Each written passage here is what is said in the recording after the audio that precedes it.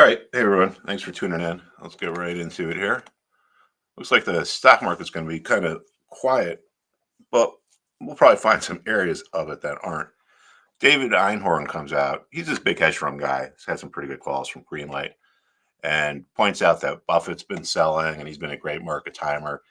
And he says the market's the most expensive since 96. I don't know what he's using, probably PE or forward PE.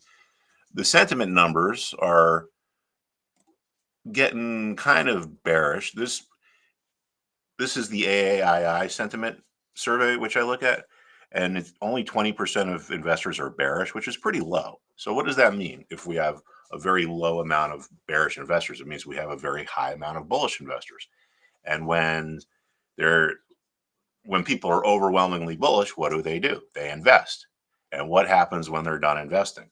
There's no more money to invest. The market runs out of buyers, and the only place it can go is down.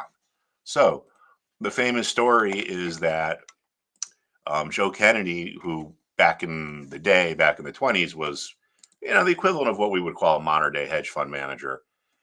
Back then, they used to call them stock operators, but he was walking to work and got his shoe shine, and the shoe shine boy gave him stock tips, and then he went to work and sold everything and shorted everything, and then the market crashed at 29, and the rest is history. Well, it's not that he has anything against shoe shine boys; is that he knows if people that don't typically buy stocks are buying stocks, that's the last of the food chain. There's no one left to push the price higher. Back in the internet bubble, when I was working in the city, every time you went out to dinner or went in car service and the driver or the waiter found out that you were worked in the market, they would start telling you what stocks they had bought and so forth. I have my own little Mark Petrino story. Right before the market fell apart in the beginning of 22, I had a plumber here. This young guy is about 30, and he saw my screens and he asked me if I was a trader. And I told him I was up, and he told me that two of his friends, one was an HVAC person, one was a plumber, left their jobs to become full-time day traders. And he asked me if I thought he should do that, and I told him, "No way, dude." And guess what? The market that was the very top of the market.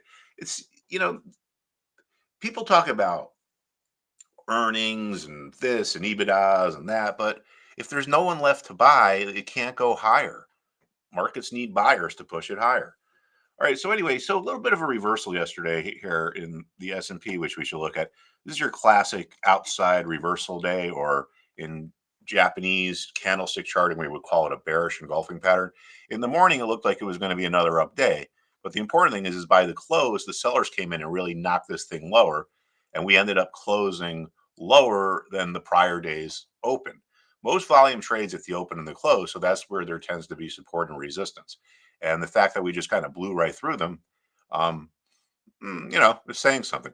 I think an interesting takeaway is that a bearish engulfing pattern, right? Japanese candlestick charting has been around for 5 or 6 or 700 years. People have been looking at the same patterns, and maybe the technology changes, maybe the people change, maybe the companies change, but what doesn't change is human psychology.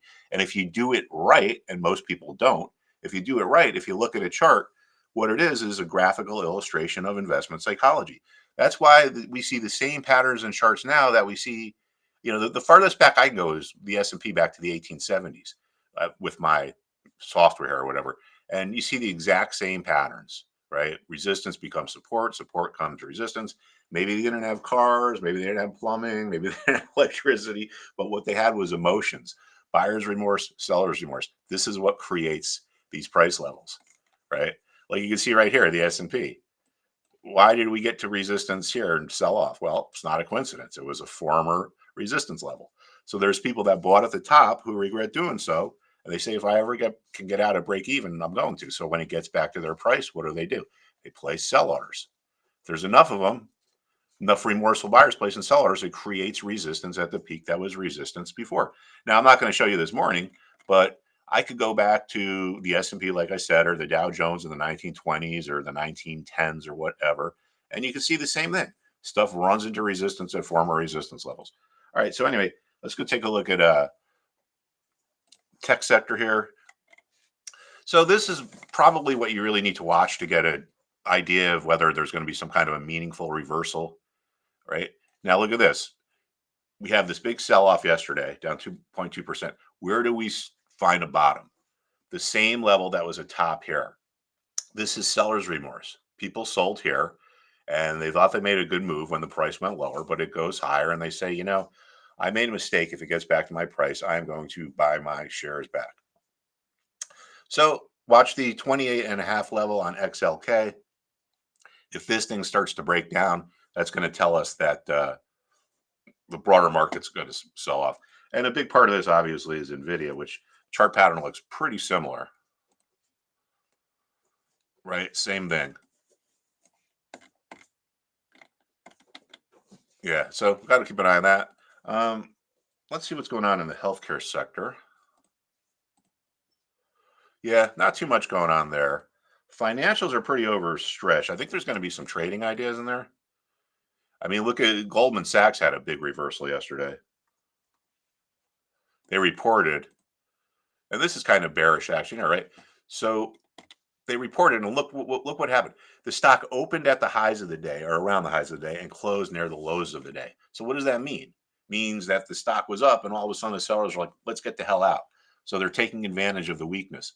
Things like this tend to happen at the top of markets here. So this is kind of some weak action. I was looking at the small caps actually, which look kind of interesting too, and they're also hitting resistance. This is the Russell 2000.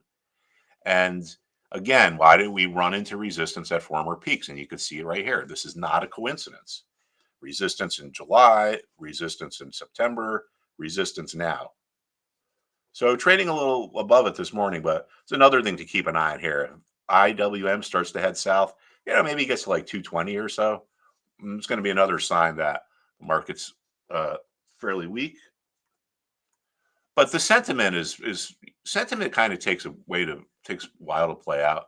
There's consumer discretionary, but people forget that the market is really all about supply and demand. There's all this like sophisticated, you know, AI this, AI that. As a matter of fact, AI is not a new thing, and I'm really kind of sick of hearing about it. I was watching the X Files last night, which is I don't know from the mid '90s, and they were talking about AI.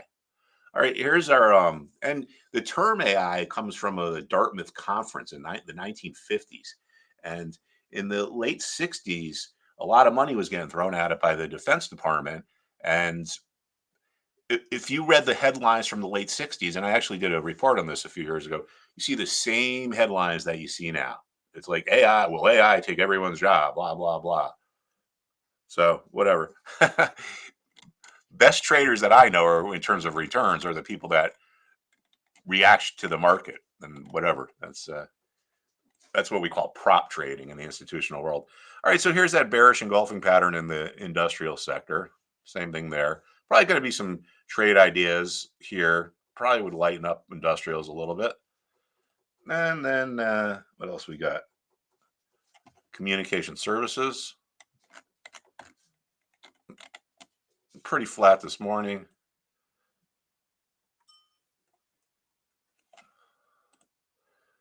Utilities kind of boring.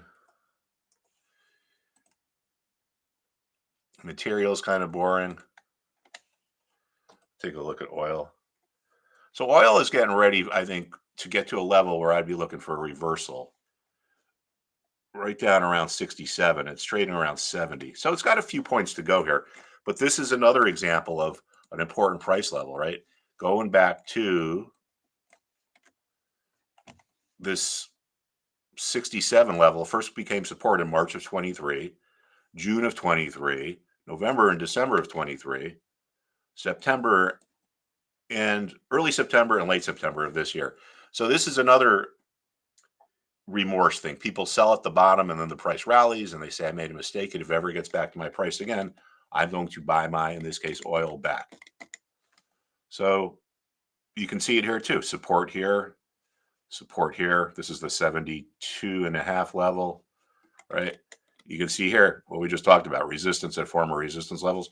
So just remember, some price levels are more important than others. And I don't care whether you're a prop trader, a day trader, or a long-term buy and hold investor. If you know where these price levels are, it's going to help your returns. And if you pay attention to what we talk about over here and subscribe and so forth, it's going to be a big help. I can promise you that. All right. Thanks, everyone. I appreciate it. Have a good day. I'll talk to you soon.